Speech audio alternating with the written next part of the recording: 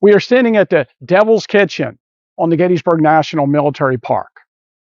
Like many rock formations around the battlefield, this is York Haven Diabase.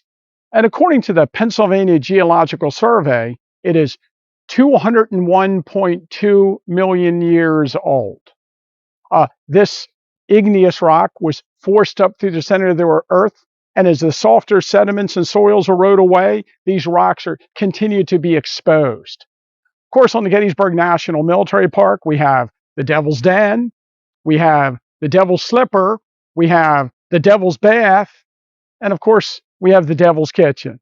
And these names obviously came about because they're filled with rocks. You know, I had always imagined that Pennsylvania German farmers did not like rocks in their field. And I get the idea that the German farmers believed that the devil was placing rocks in their field to mess with them and you know, keep them from growing healthy crops.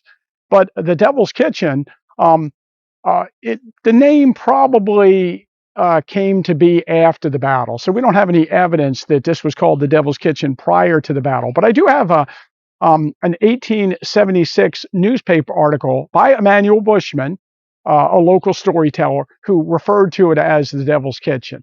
And there's an 1898 William Tipton tour book that actually shows this photograph. And in the caption, it says, the Devil's Kitchen.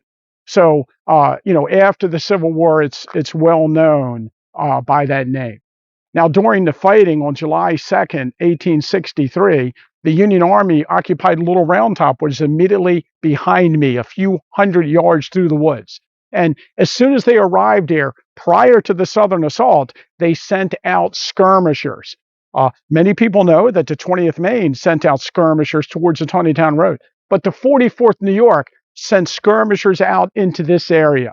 And according to the account we have of it, they arrived here just as Hood's division was coming up and over Big Round Top towards them.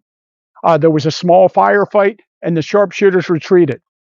Killed in the action here was Captain Lucius Larrabee of Company B, 44th New York, who would be temporarily buried at the Bricker Farm on the Taneytown Road just after the fight.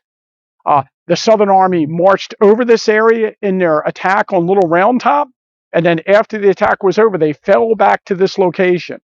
And a little known fact is that this area, the trees beyond these rocks were much lower at the time of the battle. And there's some great 1880s photographs. We can actually see the formation at the Devil's Kitchen from Little Round Top in these images. And Confederate soldiers on July 3rd occupied this entire area with their sharpshooters. And not unlike the sharpshooter battle from Devil's Den to Little Round Top, there were Confederate sharpshooters here at the Devil's Kitchen firing at Little Round Top during the battle.